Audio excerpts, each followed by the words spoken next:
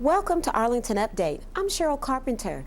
This summer, Arlington turned 130 years old, and Arlington Update was there for the historical marker unveiling near the railroad tracks where it all began. Later in the show, we'll show you how a local barbershop and a city council member teamed up with Big Brothers Big Sisters of North Texas to help students get a good head start back to school. In this program, we'll also highlight the mission of Arlington city leaders to focus on strategic support and dedicate resources to ensure Arlington's commitment to quality service delivery. But first, the summer was filled with hot celebrations.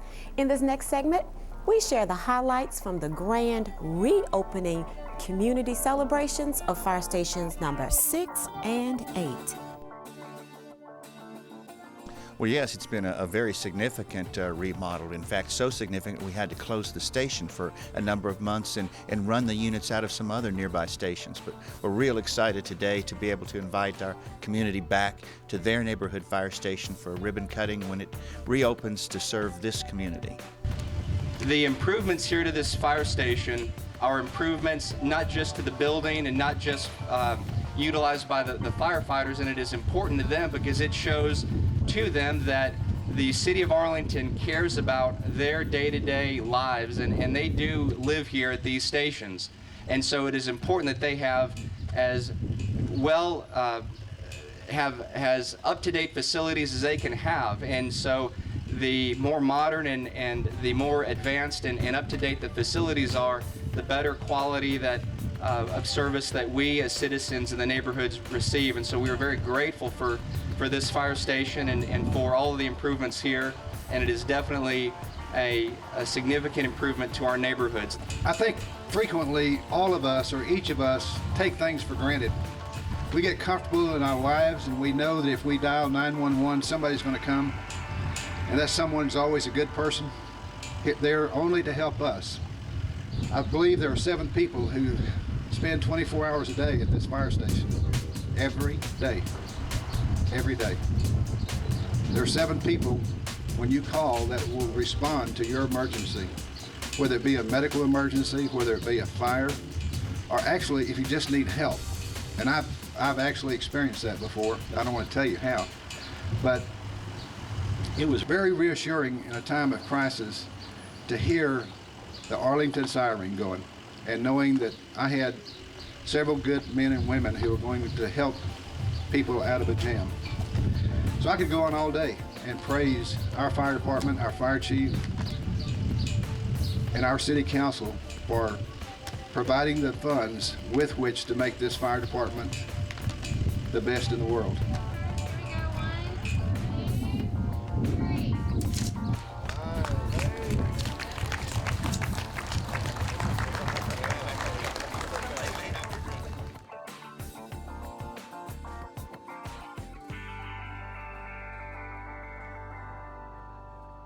We've just completed Fire Station 8, which is in North Arlington at Madison and in the Lamar area. This particular station was, my understanding, was built in 1978.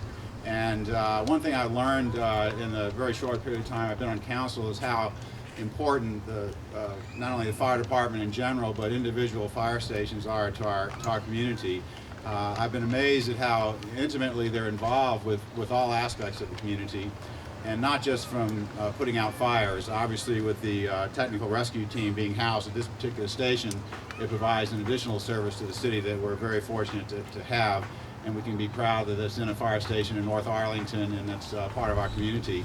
The fire department does a lot more than just putting out fires, as I said, and they're probably one of the foremost agencies in the city that are intimately involved with human service activities and code enforcement and you name it, and they're there to help us. So we're very fortunate to have firemen as part of our city.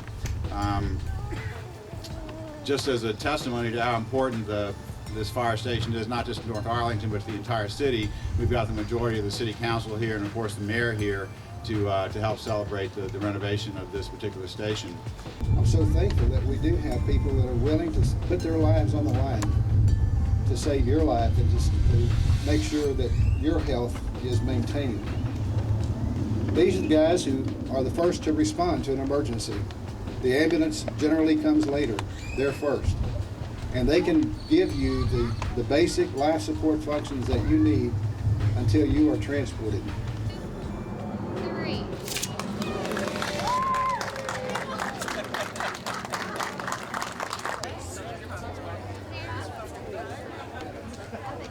And then we've got one other design that we're working on right now for Fire Station 7, and that's in southwest Arlington on Little Road near 20.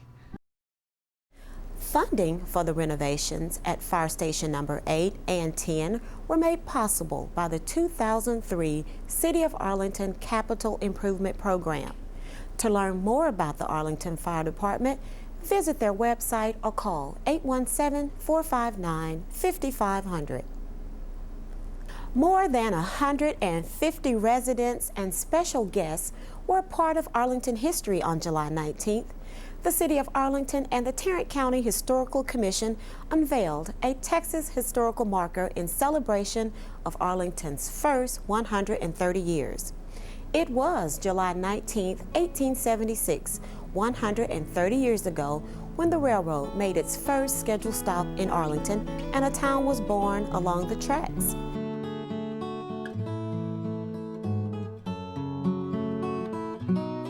As you've heard, the Reverend Andrew Hyder, who rightfully can be called the father of Arlington, helped the railroad locate the best route for the tracks, helped the railroad locate and lay out the township that became Arlington.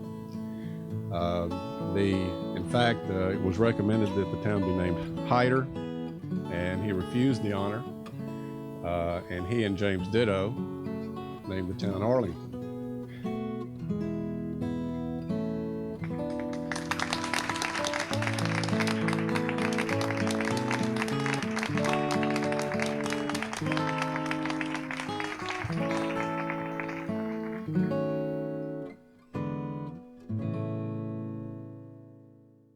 See the marker in the City Hall courtyard at 101 West Abrams Street.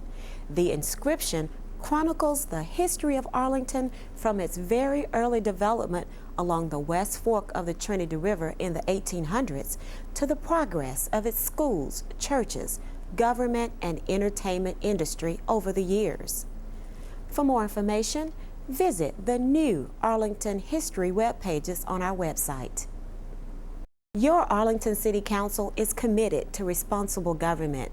In this next segment, Arlington Update introduces you to new City Auditor Patrice Randall, appointed this year by the City Council.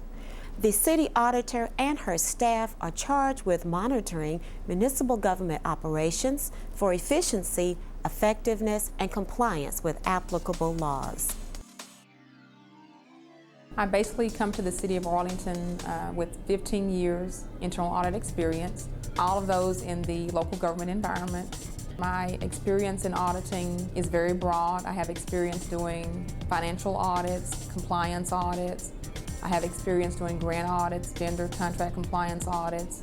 I've done some investigative work, and my experience has been not only dealing with staff, but also dealing with management and the elected officials. What attracted me to the position was the fact that the citizens of Arlington had realized that this particular position was important enough to report to the City Council. And with me having the experience that I had in internal audit, I felt like this was a good step for me as a professional, as well as what I could bring to the City of Arlington. My view so far has been an excellent experience. We have prepared our annual audit plan, which is basically our working document for the year. We had a lot of cooperation from staff and City Council, so far, so good. Over the next year, the main thing is just basically getting the internal audit department of the City Auditor's Office fully staffed, and then once we're fully staffed, to aggressively pursue the audit plan as approved by the City Council. But our audit plan is set up to where we have 400 hours that are unassigned, and those hours are set aside for special requests, City Council. The proactive versus reactive, you always want to be in the front end versus coming back and conducting an audit because you've been told there was a problem here. Part of being proactive is going in and identifying high-risk areas within the city. That was a part of our internal audit plan. We went in and identified those areas that we considered high risk, and by identifying those and then conducting audits in those areas, you are taking a proactive approach. Our whole office is excited about the new organizational change because it emphasizes the independence of the audit organization, and we're just excited about completing our audit plan and progressing to be maybe one of the best small audit shops in the state of Texas eventually. That's our overall goal. Ron Olson is the Deputy City Manager for Strategic Support. Arlington Update shows you how he's leading a team whose mission is to provide the tools and support necessary to deliver the quality services and programs you expect in your community. The way we're organized is we're set up with a city manager, and currently we have 3 deputy city managers. Each of the 3 deputies takes an area of kind of organized focus within the city. For example, I've been working in neighborhood services, which is police and fire and parks and recreation, libraries, and our community services department, which is code enforcement and housing and things like that. All of those areas just kind of naturally bundle up. And so as a deputy, I kind of put my attention on that segment of the city. And what Mr. Holgerson wanted to do is expand that and create some better synergies to focus on city council priorities. So we've kind of separated the economic development out, and Trey Yelverton will be taking that area and bundling services around that puts a real focus on economic development, because that's one of the city council's highest priorities. We'll take the capital infrastructure things and bundle them together. Leave the neighborhood services and the strategic support essentially the way they are now. And those 4 areas line up with the city council's priorities. One is information technology and focusing on improving our efficiency of the operations of the city. So technology is going to be one of those. Focus on legislation and lobbying, our external focus to the outside of the city, particularly with the state and federal governments, because what they do helps or hurts us in such a big way that we just need more concentration in that area. So we're revising our legislative program to make it more effective. Customer service is another area that we're putting a lot of focus on. That will come primarily through our Human Resources Department and the training activities of the city. And then the 4th area of council priority deals with the fiscal stewardship, being able to manage our resources in the most effective way, and making sure that we're getting the biggest bang for the buck that we can.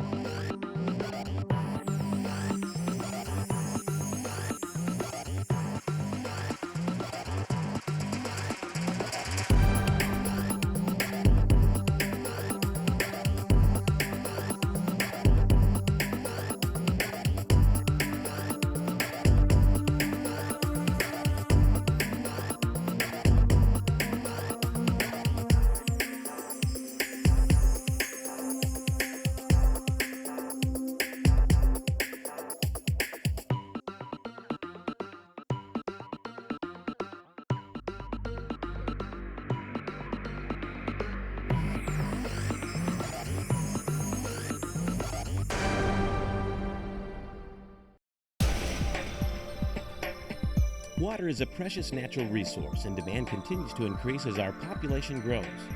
To encourage wise water usage, lawn and landscape irrigation requirements are now effective by city ordinance.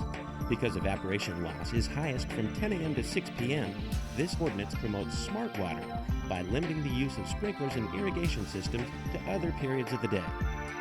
From June 1st to September 30th, no lawn or landscape watering or irrigating is permitted from 10 a.m. to 6 p.m., unless you're watering by hand or using soaker hoses. If you're installing a new irrigation system, the ordinance requires both rain and freeze sensors to be installed as well.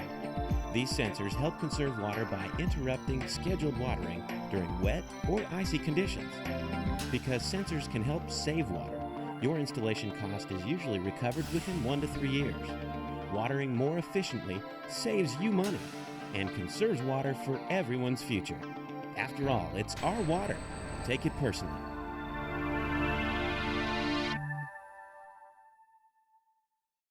Arlington is a city with a lot of heroes. In this next segment, we'll tell you about 2 City of Arlington employees who went beyond the call of duty to earn life-saving awards. On July 29th, Jimmy Walker made a telephone call that saved the life of Arlington resident Bill Tears.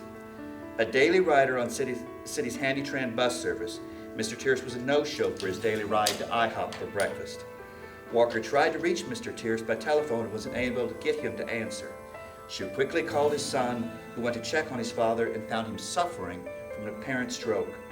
Arlington Fire and EMS were called, and Mr. Tears was taken to the hospital, and thankfully, he's expected to recover. This is an example of a tremendous team effort that resulted in a life saved. Had Jimmy Walker not been observant, had she not acted quickly, had she not been all about the citizens that we serve, Bill Tears probably wouldn't be alive today. As part of the team, the quick response of Arlington's EMS added to Mr. Tears' odds of survival. And I want to thank you, Jimmy, and I want to recognize you for that.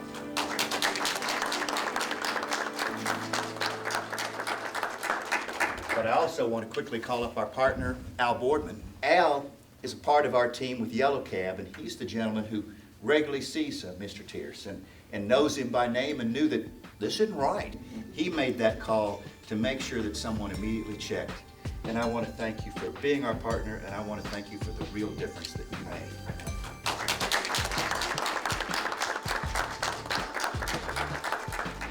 The Handytran service is a great thing for seniors. Dad quit driving about 6 months ago and really felt helpless. No way to get from A to B without calling either me or my sister. So with the Handytran, he's made some friends. I need to bring him down here and let him meet all these people as soon as he's back on his feet. I think that'd be a great way to finish this story. It's back to school for thousands of Arlington area students. In this next segment, District 3 City Council member Robert Rivera teams up with Stars Barbershop and Big Brothers Big Sisters of North Texas to help Arlington students get a head start in the classroom.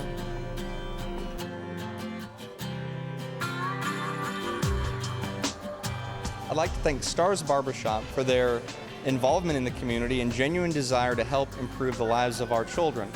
Big Brothers Big Sisters is an organization which the children here today are all part of, and it's an organization which truly benefits our community. I'd also like to thank our police officers and firefighters that are here as well, that have their time here today to show the children a little bit about themselves and visit with the kids about potentially working for the fire department or police department in their future. So this haircut is a way which brings the community together with these children and let them know that we care about them, and at the same time it sends them back into the classroom prepared and focused for their academic career in a very positive manner. So I'm very excited about this program, and this is our second year to do this, and I look forward to several more in the future.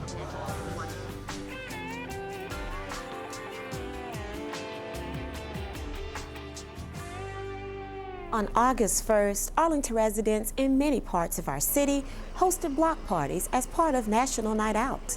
Neighborhoods organized outdoor activities in an effort to generate support and participation for more anti-crime programs. Police Chief Theron Bowman said the event was a major success.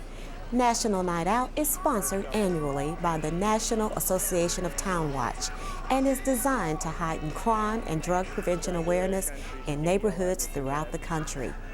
The annual event strengthens neighborhood spirit and police-community partnerships. To learn more about National Night Out or getting involved in your community, visit the City of Arlington website or call the Arlington Police Department Community Services Division.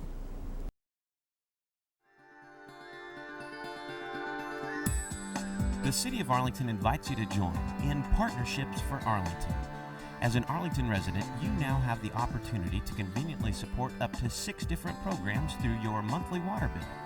These include the beautification of parks and street meetings, construction of a new animal services center, enrichment of our libraries, collections, materials, and resources, providing children with after-school athletic programs, enhancements citywide through public art, and the Care and Share program to assist others in need.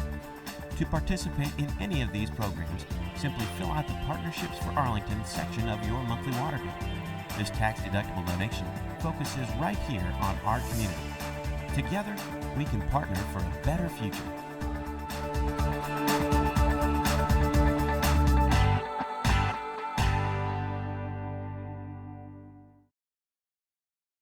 If an emergency occurs and you need police, fire, or medical services, pick up the phone and dial 911. Arlington 911. Dial 911 when the emergency involves an immediate threat to life, safety, or health.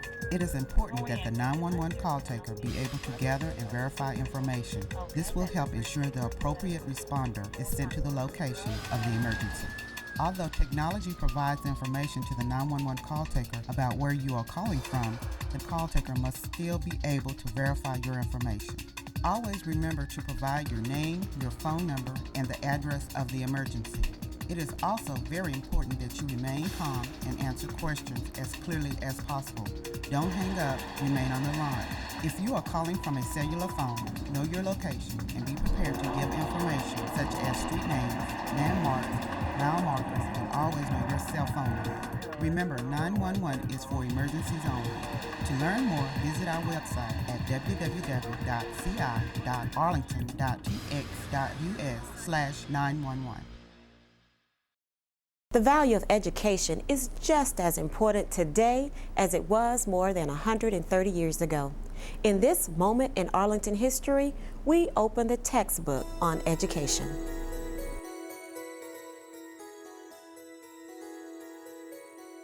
Did you know in 1895, Arlington was a town of several churches and the median age was only 20 years old? Some citizens were not satisfied with the public schools and formed Arlington College. It was not a college in today's sense, but a school for elementary and secondary students through the 10th grade. Land for the college was acquired 1 mile southwest of the original town site. The first 2 students graduated from Arlington College in 1897. Over the years, the college operated under several names. Finally, in the fall of 1967, the campus became known as the University of Texas at Arlington and has remained so to this day.